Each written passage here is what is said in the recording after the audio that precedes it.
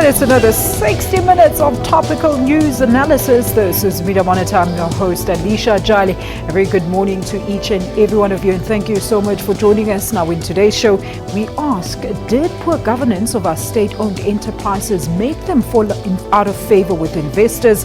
We investigate the hair policy that resurfaced the burning issue of racism. Well, SADC has a new chairperson, but what is likely to change on the development front in the region? And lastly, we look at the G20 deliberations. But first, as always, it's 900 hours. These are the news headlines. The ANC has called on President Jacob Zuma to take stringent disciplinary action against Mineral Resources Minister Mosebenzi Zwane for the statement he issued implying that government is to launch a judicial inquiry into major banks.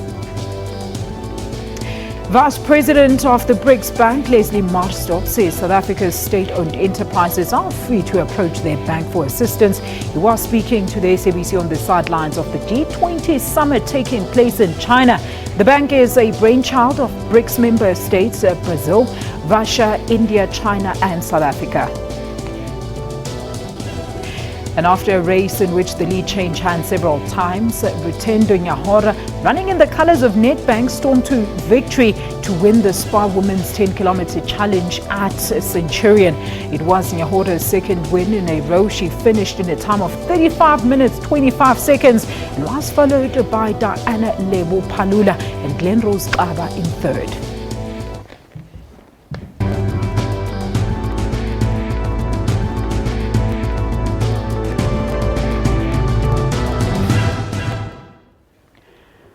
Well, to give us insights into the stories that we have observed throughout the week, I'm very pleased to welcome our first set of gentlemen after celebrating women the whole month, Mr. Teboho Ditseho, CEO of Ditseho Media, and Mr. Melo Maholeho, columnist and thought leader. Gentlemen, what a pleasure to see both of you. Thank you so much for being with us.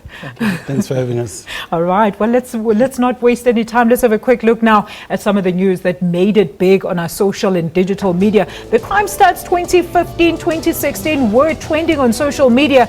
The statistics showed a worrying trend, and that is, of course, that violent crimes such as murder have increased over the last 4 years. A disturbing increase in crime statistics. Let's take a quick look at some of the tweets that came through on that topic.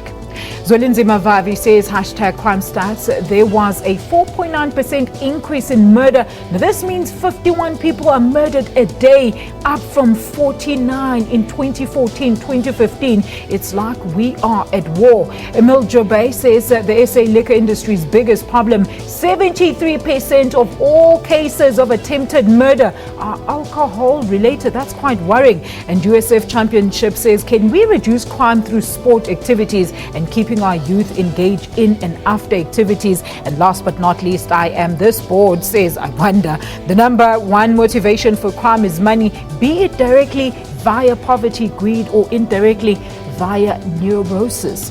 Gentlemen, what did you think? Debo?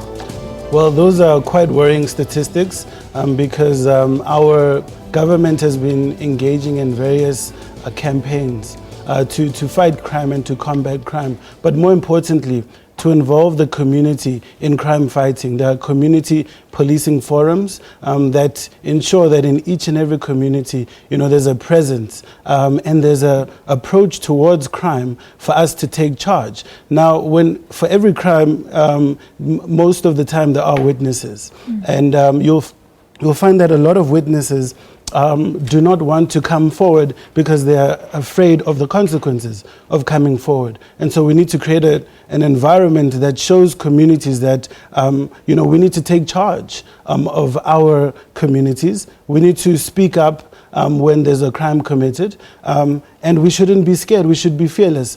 Because if a crime happens to you, of course, you would want it to be solved. Absolutely. Melo, what do you make of the sentiment from one of the tweets here that the number one motivation for crime is money, directly via poverty, greed, or indirectly via neurosis?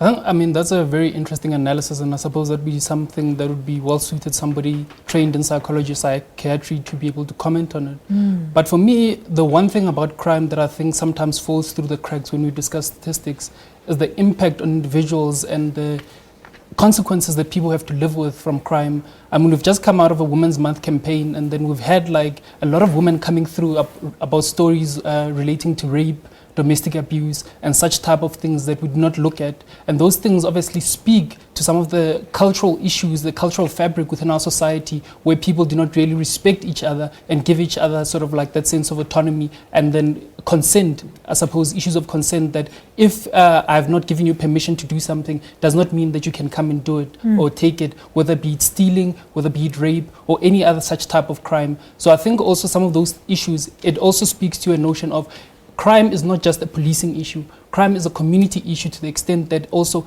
sometimes socializing and educating people such that people will be able to appreciate better how it is that we should be living together. I think I like the point that Tebogo has raised about community policing forum. I think recently I was in Hillbrow, and I was going around with some of the guys that were doing sort of like community policing there, and we were speaking to some of the issues related there in Hillbrow.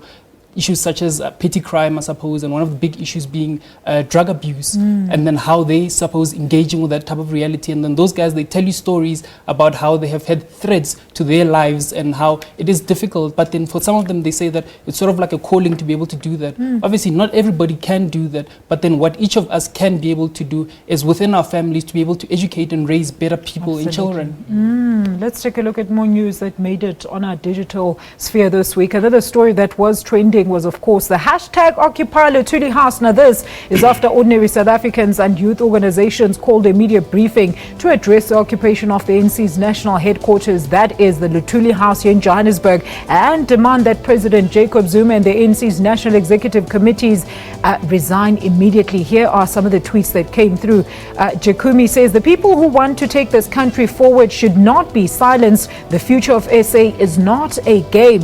Rofiwa Paswana says, hashtag Occupy Luthuli House. One faction wants to liberate the organization from capturing, whilst the other one intensifies tenderpreneurship. Dere says, this shows the problem of liberation parties in Africa. They always tend to be poor governors of the people with time. A quick one from Mabo Matsebule says, well, these attempts become a failure, even though I'm not endorsing nor condemning them. Lack of planning, gentlemen.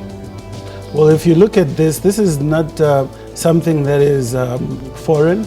This is institutional democracy within the ANC, and it's something that has happened before. You know, I don't think that it's out of the ordinary. I think what would be out of the ordinary if there was mass action within the branches of the ANC. I think that would be significant. But this is more of isolated incidents of disgruntled ANC members who are coming to the fore. And not to say that issues of disgruntlement are isolated, but to say that people who are coming out, it's not that many members within the ANC, and for you to make an impact, you need far more, participation. Melo, you're going to take the next one. Let's have a look at more news that made it on the digital sphere. Interesting. Hashtag Mother Teresa was also another story that was trending this week. Of course, Pope Francis approved the canonization of the widely beloved Roman Catholic nun nearly 2 decades after she died in Kolkata. Here are some of the tweets that came through. Leslie says, kind words can be short and easy to speak, but their echoes are truly endless. Mother Teresa. Uba Katofal says her flaws were many. She was but human. Her example was profound, even though she was only human. Melo. I think for me it is interesting because then we work against the backdrop where people are saying that people are becoming less religious in the world, becoming a more secular society. But I suppose such things that they garner such attention from people actually speak to the fact that they, on some level, people actually do value religion, and religion is something that they place very highly, as seen here by the actions of Pope Francis. I think the actions of Mother Teresa also speak to the thing of where individuals go over and above to make a difference within the communities. It's not just waiting for somebody to come and say that, actually, guys, we should be doing this. Yeah. It's doing what is within your capacity and what you feel called to do. And I think that, for me, it speaks to that. Speaking of great leaders who did things out of the goodness out of their hearts, here's another story that was trending on social media. Words of the wise. It was, of course, Madiba quotes that were also trending on social media. Here are some of those quotes that came through. The first one, the greatest glory in living. Let's see that tweet. Of course, that quote once again. Can we roll back down? All right, we're not going to see that one. There it is. The greatest glory in living lies not in never falling, but in rising every time we fall. That is such a great and inspirational quote. Pan-African Assassin says, Motivational Monday featuring the wise words of the great Nelson Mandela. Let's take some more tweets very quickly. All right, Tebogo, what did you make of some of the quotes that came through on social media? I mean, with the current trend in social media of discussing issues that are not necessarily, that important, I think this is good because it now brings a plurality to the voices on social media. Mm-hmm. It's inspiring, it's uplifting, and I think this is something that we should do more often. Absolutely. Let's have a look at more tweets that, all right, not tweets, but some of the trending stories that came through on social media. All right, that is the last one, gentlemen. We have to do this one. There was a negative reaction to Bafana Bafana's draw to Mauritania. Why are the guys laughing? The South African national soccer team came from behind to end up drawing 1-1 against the 104th FIFA-ranked Mauritania at the Mobile Stadium in Nelspruit in Mpumalanga. The unhappy fans took to social media to vent their frustrations, and here are some of their frustrations on Twitter. Can we just scrap Bafana Bafana as a lost cause, a BEE disaster, same as the country is heading? Sylvester Palando says, I'm tired of watching Bafana Bafana playing nonsense every game. I can do better than Mpom Tlakola and Tamzanga. Temba says, if you want to damage your reputation as a coach, go coach Bafana Bafana. You'll have nightmares and end up being a drunken master. Quick one, Melo. We're going to go to break. Yeah, I think for me, obviously, as South Africans, we tend to think of ourselves as a soccer nation. But then other people have said that the fact that we don't really do that well in soccer means actually we might be more maybe of a rugby nation, because on an international level we tend to be more competitive in that regard. We're a cricket nation for that. We're a cricket nation. But I suppose it's not all doom and gloom. I mean, like, we've just come from the Olympics and we've had Casta and we an Olympics nation, let's call it that, and leave it there, gentlemen. All right, well, we do have quite a few great sportsmen and women in this country. We're going to take a quick ad break. More Media Monitor shortly after that.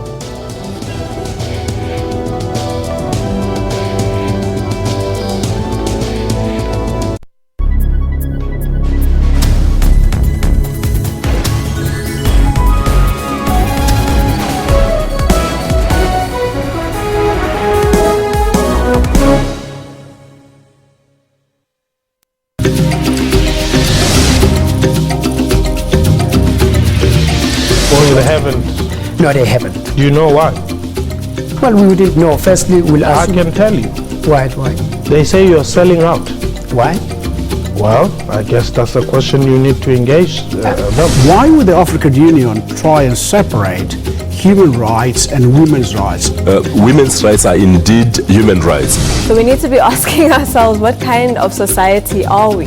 What kind of family structures do we have where fathers turn on their daughters? If a policeman, is seen to be accessing psychological services, couldn't that be seen as a sign of weakness? People are waiting for somebody to discover them. Absolutely. And that's not everybody's story, am I right? I mean, there's so many of us who can be the best and stars, but you can't sit there and wait for somebody to say, I think what you're doing is great. Which are so different to his past. I really wish I could say thanks to him. And man, I'm the man.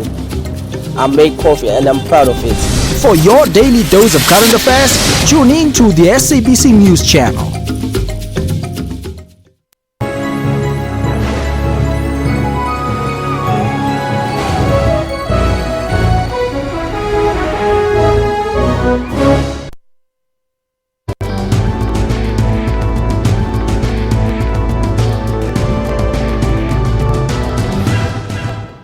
Now to news of the week. Negotiating with Futuregrowth to reconsider its decision to suspend its funding of 6 state-owned enterprises has commenced. The Reverend investors cited poor governance of the SOEs as the basis of its widely debated decision. Meanwhile, Eskom, one of the shunned SOEs by the lender, was heavily grilled in Parliament on Wednesday for granting a Gupta-owned business a call tender. Let's take a look. I think it's positive to actually tell government that, listen, you can't just do whatever you want. There's some accountability somewhere in the system that we can actually hold you to, because without financing from the private sector, rates will go up. The cost of doing any capital injections or capital planning for those SOEs are just going to shoot the lights out. Your views, let's start with you, Melo. What do you think really was the problem here? Is it really poor business management, or is this political influence? What's going on here? I think it's very interesting in this context because there's people who view the media as being a disseminator of information, but then there's also another view of the media as somebody that can, I suppose the media as an institution, as an instrument for carrying out political programs. And some people feel that this decision to some extent might speak to the second, I suppose, function of the media. In order to be able to give better context to my comments, I suppose I just give a bit of clarity in terms of like what does it mean for companies such as Futuregrowth to be funding government. So in a normal context is that if I needed money, I'd go to a bank and borrow money and the bank would give me a loan. But then for some of these big institutions such as your Escoms and Transnets and so on, their funding requirements are so big that they cannot get all of their money from any one single institution. So what they do is that they have sort of like a distributed mechanism where they go to different people and ask them for a little bit of money, and then that process is sort of called issuing bonds.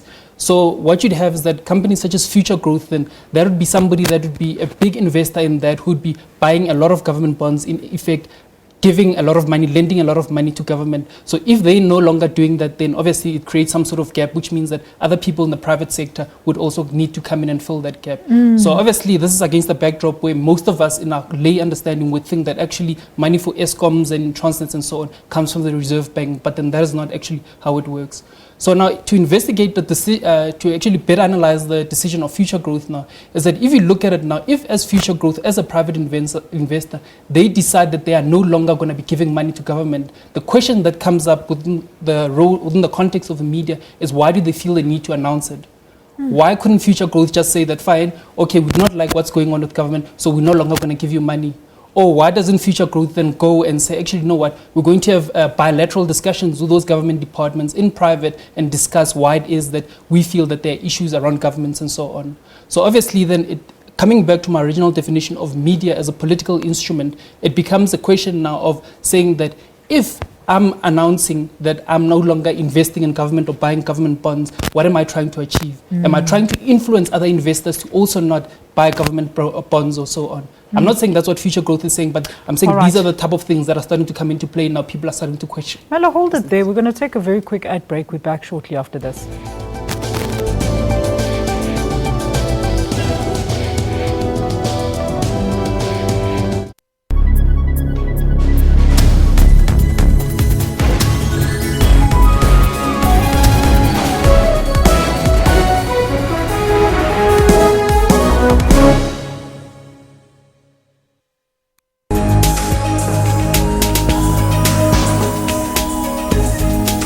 Now this is Trends, of course, your one-stop serving of all that's juicy and trending in the world of entertainment and showbiz. My name, of course, is Refill Wemwilo. I'm Dr. Sello Mutaung, and this is our talk. A very good morning and welcome to Media Monitor. I'm your host, Alicia Jali. My name is Dumile Matez. William Mulebati. My name is Mpo Sedu. What time is it? It's question time. For your daily dose of current affairs, tune in to the SABC News Channel.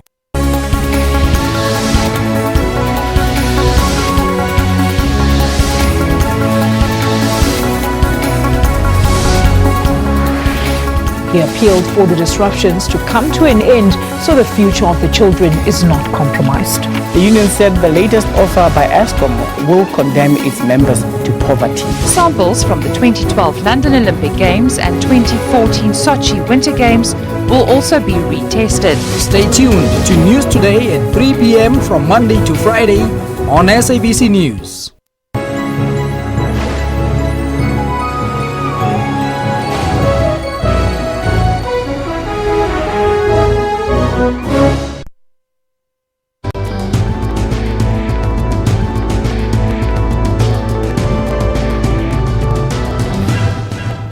Welcome back. We're still talking about the negotiations with Futuregrowth to reconsider its decision to suspend its funding to 6 state-owned enterprises. What was your view about this, Debo?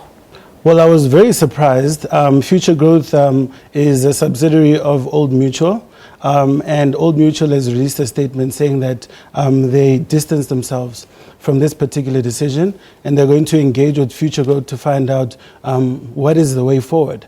Because you would understand that Old Mutual has a lot of clients within government, and this could affect their relationship negatively with a lot of government entities. Now, going to the intentions of Futuregrowth, when you speak about their communication techniques, in order for them to release a statement and then speak to the stakeholders is it's very odd. I don't think that is how you are supposed to be communicating with your clients in the media first and then to them later.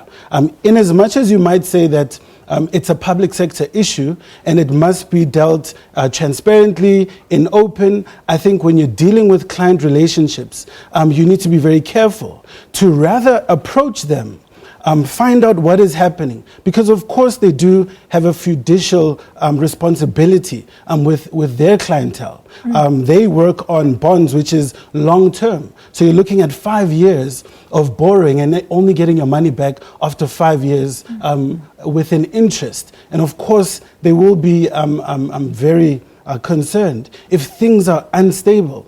But the manner in which you communicate is very important. You need to speak first with your client, and if you don't get joy, perhaps then you could go in public and say, this is our ultimatum. If this is not dealt with within this amount of time, then this is the action that we're going to take. You know, on the backside of that, Debo, I want to hear from Melo. I mean, on a broader perspective, what message is this then sending to foreign lenders if our very own are parting ways with our SOEs?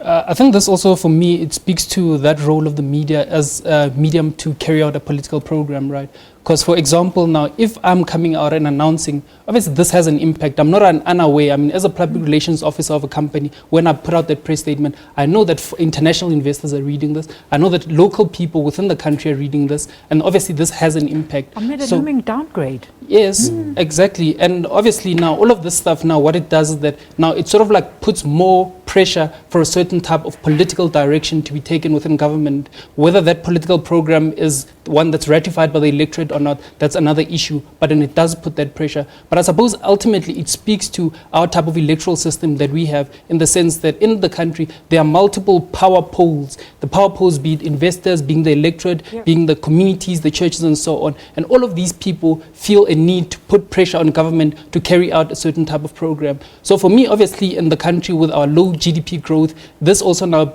puts us in a great deal of jeopardy now if we are facing the looming ratings downgrade now, because that will not be good for the country in terms of future borrowing. Because exactly the type of situation that's playing itself out now with Futuregrowth, there are other international investors outside the country which we use to raise offshore funding. And if that offshore funding now starts to dry up now, we're going to have problems now with SOEs, with municipalities even, having difficulty being able to raise funding to meet their capex expenditure on a day-to-day basis. So I mean, some of the very things that we take for granted in terms of refuse removal, in terms of our sewage, in terms of water and so on, those things are funded from the private sector. So it is very important. This story, I think, is very much key to the interests of South Africans. All right, so I hope you're not blaming media. Anyway, now to a more controversial story of the week that divided people into two extremes of the spectrum. Protests by students at the Pretoria Girls High over its hair policy elicited questions about the relevance and importance of this policy that is still upheld even in public schools. The dominant outcry was that the policy constitutes discrimination and racism. There's a million boys and girls who are young, gifted and black. The legendary Nina Simone, among those who wore their natural hair to reject racial oppression and Eurocentric beauty standards. You are young. I was born by the river. A trademark of the American Civil Rights Movement. Oh, and just like here at home, Miriam Makeba, fighting our own oppression struggles on the world stage, also all natural. Unstraightened hair became popular in the 1950s, opening the door for ridicule and insult. Styles perceived as a rejection of the societal norm. The 60s was the period of I'm Black and I'm Proud, Nina Simone, the Black Panthers, Steve Biko, all of those kinds of things, right? And we stood up as individuals, embracing who we were. We did not want to do any hair straighteners or skin lighteners and stuff like that. Contemporary South Africa, it's again courting controversy. The recent uproar, black pupils told how not to wear their hair. Zuleika Patel, a 13-year-old, standing up to white school officials. A long time coming. The afro has long been used as a tool to defy racial injustice. New generation musicians like Simpiwe Dana know that all too well. She has struggled for acceptance. The guy who signed me at Galo, Sipho, he says that when he went to play my demo to the other people, they were like, Sipho, these are not the 50s, what is this? This doesn't make sense, like this won't sell, you know? So it was a pleasant surprise for all of us when the music did really well. After more than 60 years, the afro is still hugely symbolic. Well, it's more than just a fashion statement. It's a demonstration of racial pride and embracing blackness. And the new generation is breaking those barriers. They are going back to our old style, which we used to do, the afro ones and the perms. People, they are tired of European things like hairstyles. Well, loathe it or love it, it's here to stay.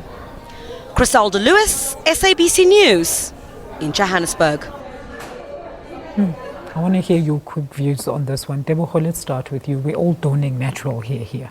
Well, this is a very unfortunate incident that happened at Pretoria Girls High School. But I think it was a necessary crisis.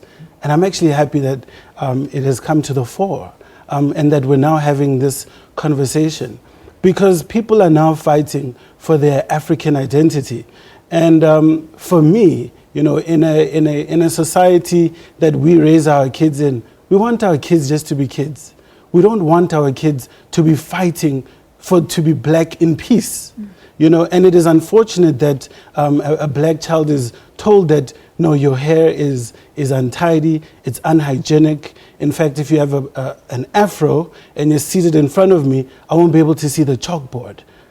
Now, the question is, you might as well tell a tall person that they shouldn't sit in class, because if they seated in front of you, you won't see the chalkboard. So people are now using rules and regulations and policies to now implement racist ideologies. And I'm very happy that young black children are fighting for their African identity because we should have self-determination. And we must fight cultural chauvinism wherever it raises its ugly head. But you know what I find interesting, gentlemen, is that these policies have been in place since probably some of us were also in school, and it's never been spoken about until now. Melo, what do you make of the sudden, cries for wanting to be that African child in a school now? I think it's very interesting. It speaks to a moment, I think, that as a country we're heading into in terms of people are becoming very conscious in terms of politically, in terms of self-determination, in terms of who they are. And it's playing out in different spheres in society. I suppose the fees must fall and the roads must fall is one manifestation of that. The stuff that's going on in Parliament is another manifestation of that. For me, I think this issue of the Girls' Eye issue brings about the question of how long must a black person carry on living in a country where they keep being made to feel like they're a pathology, they're a disease, they're a misfit, and they're not within the norms of what it is to be acceptable in a society.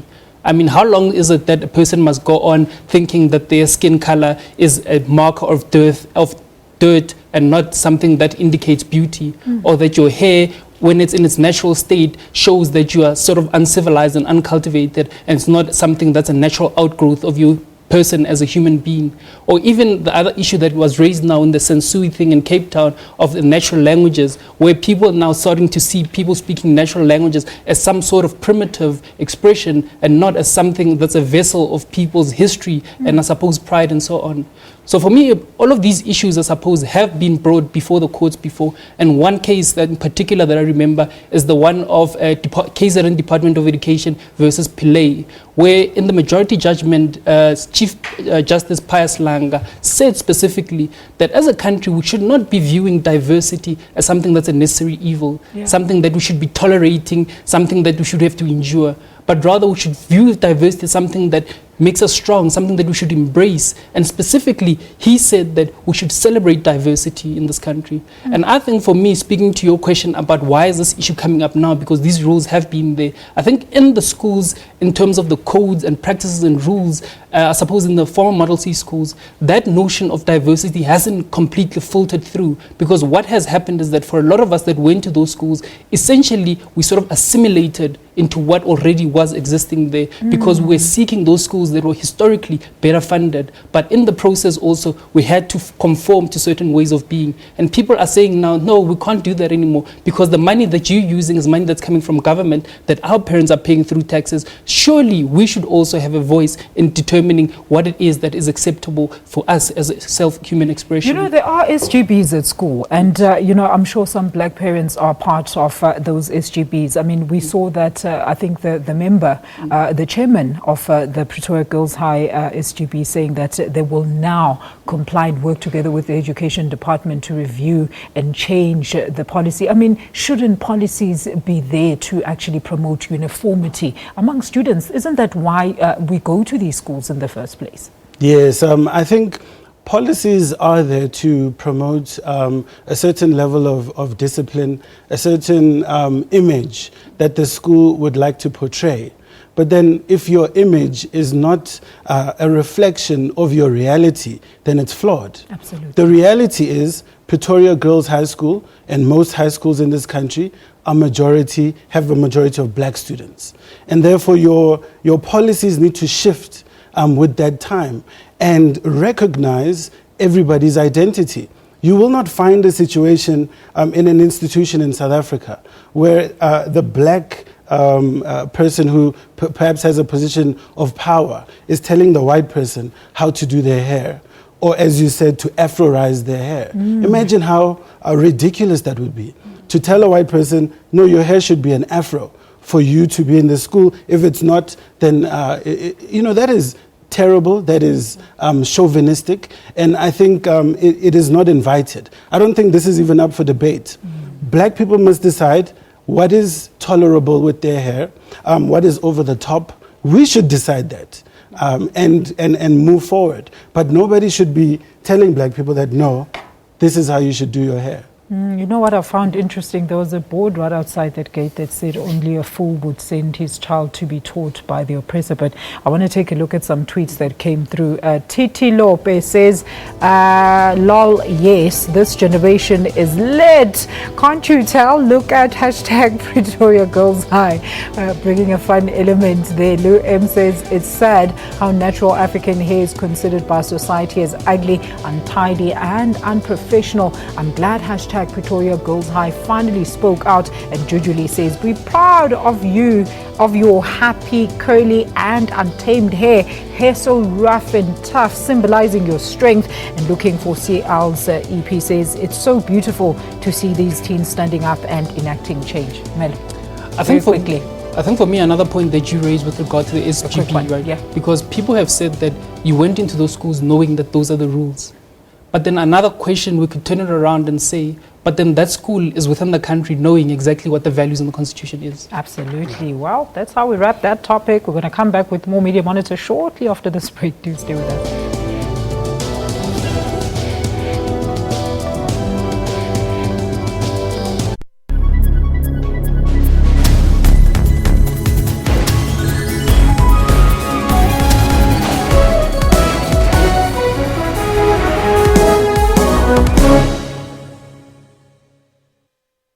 SABC News on point with news around the world.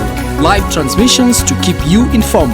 When history unfolds, we are there. At which Clinton and her supporters painted an optimistic portrait of America. Statues of the woman who led the march to the Union buildings in Pretoria in 1956 have been unveiled against the walls of the State Theatre in Pretoria. Sophie de Bruyn, Lillian Ngoy, Helen Joseph and Rahima Musa led 20,000 other women to the union buildings against the Dompasas in 1956. It is for the youth to take the baton that we have already handed over to them. What has happened to South Africa?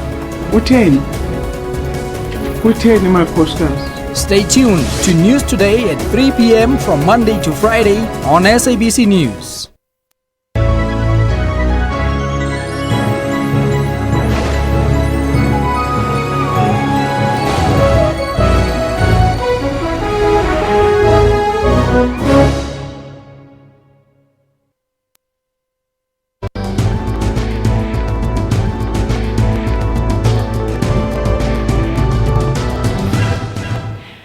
Heads of Southern African states converged in Swaziland for a SADC summit this week, which saw King Moswati III taking over the reins of chairmanship of the body from Ain Khama. The summit sat under the theme Resource Mobilization for Investment in Sustainable Energy Infrastructure for an Inclusive SADC Industrialization and for the Prosperity of the Region. What a theme. In his acceptance speech, King Moswati III focused on unity of SADC leaders, eradication of dependency on foreign donors, as well as building a SADC university. There is a need for the region to intensify resource mobilization efforts in order to become a strong economic bloc. To have such a bloc is important if our continental vision of creating infrastructure that will enhance cooperation and integration is to be realized. Your quick overview of our new chairman. Well, I'm quite impressed with the way SADC has been running its operations. Yeah. If you look at Southern Africa from a security perspective, it's quite a safe zone in Africa. Yeah. We have not allowed external forces to come in and so-called spread democracy in our land. Mm-hmm. And I think that needs to spread towards the rest of the African continent. We must protect our borders, but more importantly, I think we need to start looking at economic integration and also economic prosperity. Intra-Africa trade currently of all our trade is only 12.1% according to the IDC. That is very low. If you compare it with intra-Europe trade, which is over 70%. And that is why economic growth in Africa has been so low. And so one of the barriers to entry is infrastructure development. And one of the things that were discussed in the SADC meeting was that we need to improve our infrastructure in Africa to ensure that things like logistics can be dealt with. But also I think we need to have one trading bloc for the entire continent so that we can make it easier for us to export and import, throughout the continent and to improve our standing and to work towards integrated economic prosperity. Melo, speak to us about that. I mean, what a theme. It sounds like an agenda on its own. Resource mobilization for investment in sustainable energy infrastructure for an inclusive SADC industrialization, as well as for the prosperity of the region. Yeah, now that's big English there. So for me, I mean, that story there is very interesting if you view it from the lens of what's happening locally. If you look at Eskom, I mean, Eskom has been having these issues with the independent power producers where obviously now we're heading more towards, I suppose, some people would say the nuclear program. Yeah. So if we're talking about sustainable energy and South Africa is such a big node within the SADC region, then what does that mean? Because obviously whatever happens locally is going to impact on whatever happens outside the country. I mean, the other thing also, if you look at it in terms of funding, this suppose will also fit into the Futuregrowth story, is that a lot of the SADC members, be it your Namibias, your Swazilands, Lesothos and so on, they get a lot of the government money from South Africa. And this is under the South African Customs Union framework where through the exports we pay them some sort of tariff money. Yeah. So obviously now if South Africa, whatever's happening, if we're not doing well, to some extent they're also impacted. So the point that I'm trying to drive here is that whatever's happening domestically often has a huge impact on what happens to the rest of the SADC neighbors. So obviously we can't talk about industrialization in the rest of the SADC members if we haven't really addressed some of these issues locally. We can't really talk about sustainable policy and sustainable energy in the rest of the SADC region if domestically this is still up for discussion, because we haven't really formulated a policy of what it is that we're going to do with Eskom in terms of sustainable energy. Are we going solar? Are we going nuclear? Are we going coal-powered plants? We haven't really had those discussions, and we haven't discussed those things. So what really then needs to take place in order to facilitate the regional economy? So for me, I suppose some of those things we also need to get clarity domestically first before we can sort of like push those things out. Because in my mind, obviously everybody's talking about regional integration. And regional integration, I suppose if you speak to a lot of the South African guys, perhaps tends to be a bit chauvinistic, because there's not so much integration as much as we have the rest of the continent collapse into South Africa, where South Africa now becomes a bigger block, where Lesotho, Namibia and Swaziland sort of like become sort of like subsidiaries of South Africa, if you can call it that. That's the sort of like the theme that a lot of people seem to drive, and I do not know politically how that will play out, but then these are some of the things that people are discussing and seeing things that need to be, I suppose, fleshed out going forward. He says with the big spender is South Africa. Tebogo, do you agree? Yeah, we are. We're quite a big spender. We're a huge economy. In fact, we're one of the biggest on the continent. I think we're number one now. We are number one. Because of the strength of the currency. Now, I think what is missing is the conversation. There is no conversation on, continental African Filtering stories. it through to the AU. Yes, we don't discuss these issues in the media. We don't discuss it on social media. SADC is to blame partially, because SADC doesn't have a social media account.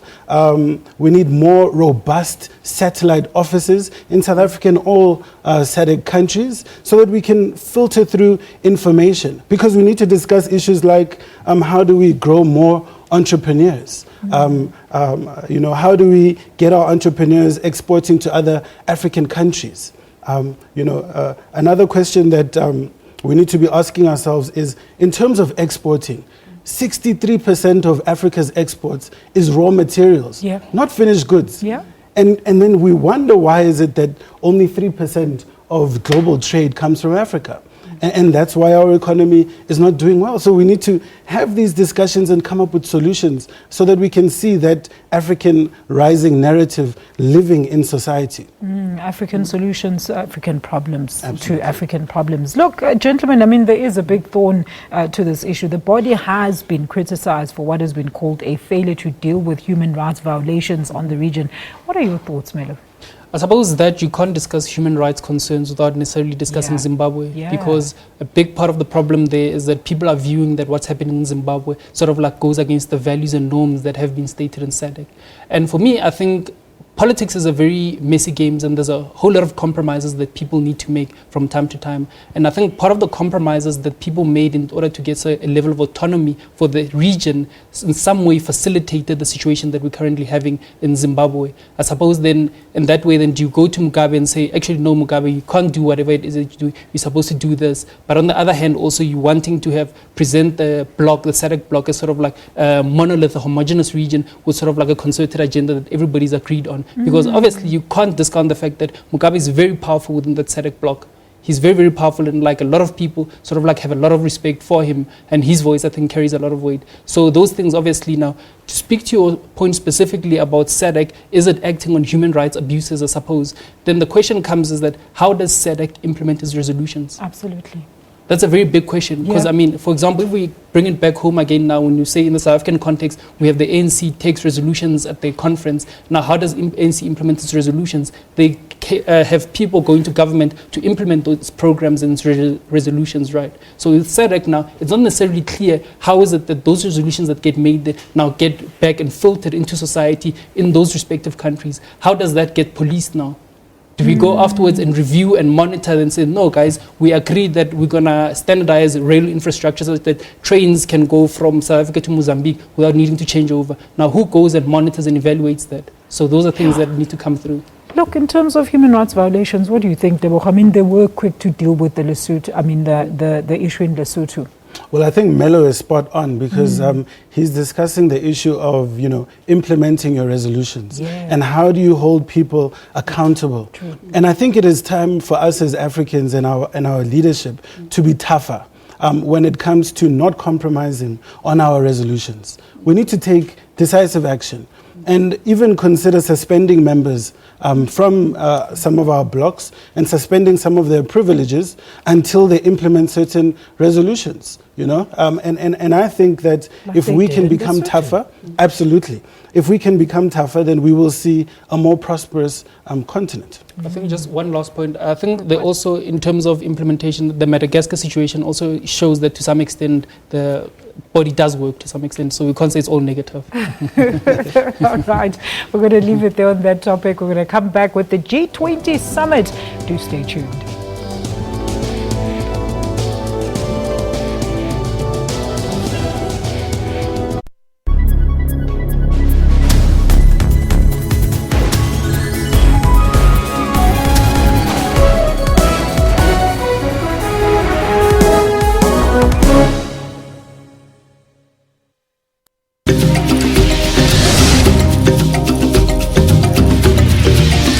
They haven't. No, they haven't. Do you know why? Well, we didn't know. Firstly, we'll ask. I can tell you. Why? They say you're selling out. Why? Well, I guess that's a question you need to engage them. Why would the African Union try and separate human rights and women's rights? Women's rights are indeed human rights. So we need to be asking ourselves, what kind of society are we?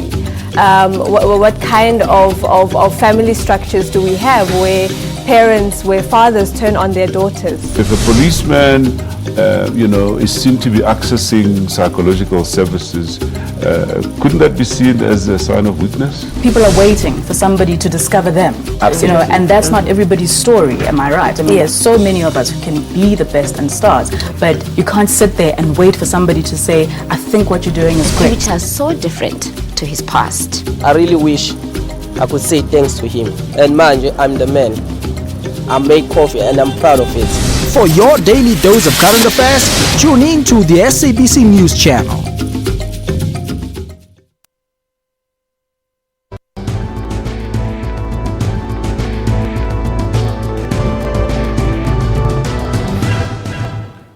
We're back with our final segment. Now let's move on to world economic issues. So let's take a quick look at this clip packaged by our presidential reporter, Mzwandile Mbeje, who's at the G20 summit out in China. Hangzhou, a hive of activity ahead of the main summit, all trying to formulate strategies to revive a struggling world economy. And an even busier day for President Jacob Zuma. His first engagement, a meeting with the host, then off to a panel discussion with his counterparts from Canada and Argentina, as well as business leaders. The topic, how to re-energize the economy. We need to take care of all citizens, to invest in order to turn the labor to be more skilled, to be therefore more innovative, but skill also the population. In countries where population has been skilled, it's not a problem. We have to be investing in education, in training, as people are able to find those jobs of the future that didn't exist 5 years ago. It's an issue very much at the heart of business, and this session seeks to provide answers. Business is basically saying, for all the challenges we have seen in many parts of the world, in many countries, what is the best way in which we can make countries to cooperate together in order to make the world economically developed? Gentlemen, let's talk about that. I mean, how important is this agenda in terms of skills development in various sectors or, the key sectors? It's very important. If we go back to that issue of Africa exporting 63% raw materials, then you will realize that technology advancement and skills development are very important on the African continent because we need to start with beneficiation, to ensure that what we are exporting is a finished product. And we need to also look at diversification. We look at all the raw materials that we have. Yes, Africa is a rich continent, but what else are we doing in terms of diversifying our manufacturing sector to ensure that we can now compete with other countries across the world? And what are the barriers to enter into various sectors? And so that is something that we need to be discussing because when we start with beneficiation, you will find that there will be political pressure for us to relax that kind of a policy because it could affect another country's competitiveness in the business. And so we need to have a hardline stance to say no. In order for us to grow, in order for us to deal with poverty, but also to promote economic prosperity, we do need to start looking at manufacturing and to compete with other countries because we do allow your products to be imported into our country. Yeah, what are those current challenges, Melo, that you think we're dealing with? No, I think that's a very important point that has been raised there, because often we tend to look at skills transfer as having somebody from Europe or from China, from wherever, Asia, come over and teach people how to do things, and then they go back. But then if you actually dig in and look at what it is that they're teaching, they're often teaching how to use a product, they're often teaching how to maintain a product. At no point are we really ever having discussions about teaching how to manufacture a product.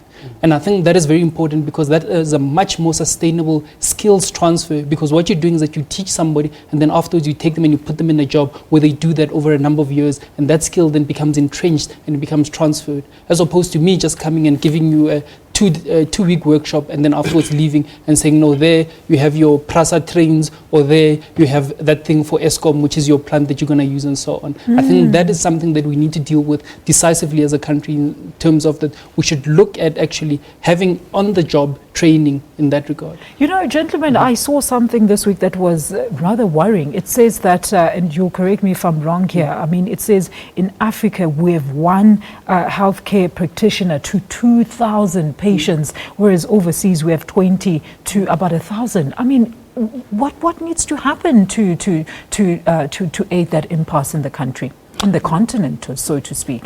Well, we're going to have to find out exactly what is happening in that particular industry. But 1 to 2,000? That's a lot. That's a lot. That's a lot. And I think that increases the costs of obtaining healthcare, which affects the poor of the poorest the most. And so we need to look at that gap. I had this idea that perhaps when we're implementing free education, that we do it in phases, and we start with those industries that require skills urgently. And perhaps if you're doing medicine and engineering, those are the skills that we need urgently. We phase in free education to those sectors so that we can get more people to study those subjects and those courses, because that is what's going to impact our economies if we have the skills. And one of the reasons people do not invest in certain countries is because there are no skills in that country. And so there's another cost of exporting skills into that country to ensure that you can do business. I think it's also very important also in terms of the healthcare example that you've pointed out, to realize that there's sort of this split between private healthcare and, I suppose, state-funded healthcare. And I think that thing is very important, because what you start to have, then you start to have this artificial separation in terms of your skills pool, where you look at your people saying that, no, but then these guys, they work in the private industry, therefore they're more competent, and these guys, they work in the government industry, therefore they're not as competent. But then the problem is, a lot of these guys that are working in the private sector were trained in the government sector. A lot of these guys that are coming out of universities are being trained at government-funded rates and government-funded hospitals. So some of those things need to be important. We need to utilize skills where they were trained. Gentlemen, a very quick closing word there, Tebogo. Well, I think that we need to start covering Pan-African stories more. I'm very disappointed that, in our conversations on social media, in the media, we're not discussing the election that happened in Gabon, where you had Omar Bongo Odimbe versus Jean Ping, and that election and what happened in that circumstance. We need to start discussing Pan-African issues, and we're not. 2 words.